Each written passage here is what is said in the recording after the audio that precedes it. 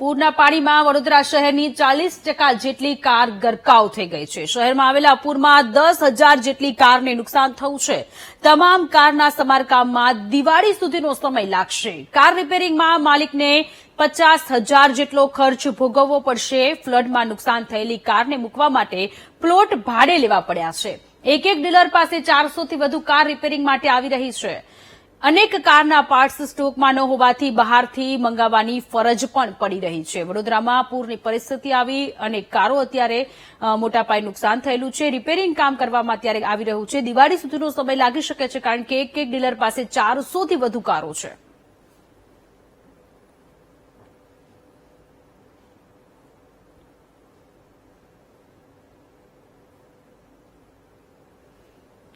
તો વડોદરામાં ફ્લડ આવ્યું, પૂરની પરિસ્થિતિ, આખું વડોદરા જળમગ્ન થયું ત્યારે ઘણા બધા લોકોની કારોને નુકસાન થયું છે. ઘણી બધી કારો છે કે જેને નુકસાન થયું છે અને અત્યારે રિપેરિંગ કામ માટે મોકલવામાં આવી છે. પરંતુ એવું લાગી રહ્યું છે કે 50,000 રૂપિયા સુધીનો ખર્ચ તો પર કારે વાહન માલિકને આવશે જ. 40% જેટલી કારો અત્યારે પાણીમાં અત્યારે ગરકાવ થઈ ગઈ હતી અને હવે રિપેરિંગ કામ માટે જયારે ગેરેજમાં આપવામાં આવી રહી છે ત્યારે એક ડીલર પાસે 400 જેટલી કારો છે. ઘણી બધી કારો એવી પણ છે કે જેના પાર્ટ્સ પણ ગંદી રીતે ખરાબ થઈ ગયેલા છે.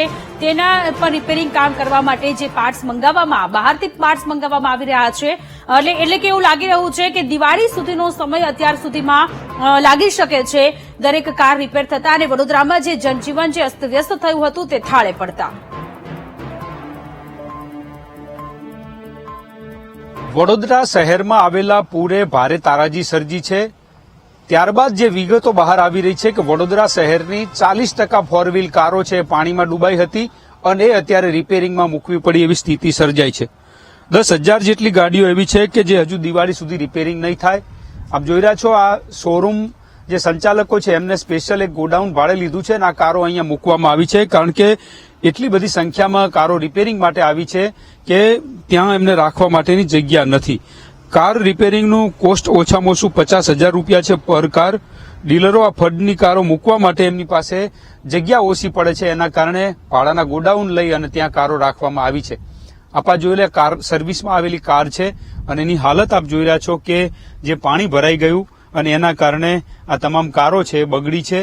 ટોટલ લોસમાં જાય એવી કારની સ્થિતિ થઈ છે. અહીંયા અત્યારે હાલ તો કાર માલિકો છે એ મહા મુશ્કેલીમાં મુકાયા છે. અનેક કારના સ્પેરપાર્ટ હાજર નથી ને એના કારણે બહારથી મંગાવવા પડશે એવી પણ સ્થિતિ છે. ડીલરોએ દિવાળી સુધીનું વેઇટિંગ આપ્યું છે, કારણ કે જે રીતે કારનો જે મોટો સંખ્યા આવી છે અહીંયા રિપેરિંગમાં અને એના કારણે જે કાર રિપેરિંગ થઈ શકે એવી નથી. કેટલીક કારના સ્પેરપાર્ટ છે મંગાવવા પડેવા છે અને એના કારણે આ વેઇટિંગ બોલી રહ્યું છે. દિવાળી સુધી લોકોને પોતાની કાર સર્વિસ થઈને નહીં મળે એવી હાલત અહીંયા જોવા મળી રહી છે.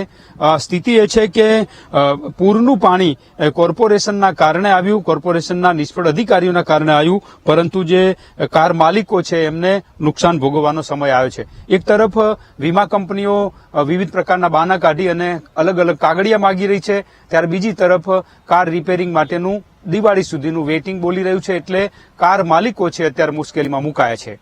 કેમેરામેન કિશોર ક્ષીરસાગર સાથે માનુ ચાવડા, વીટીવી ન્યૂઝ, વડોદરા.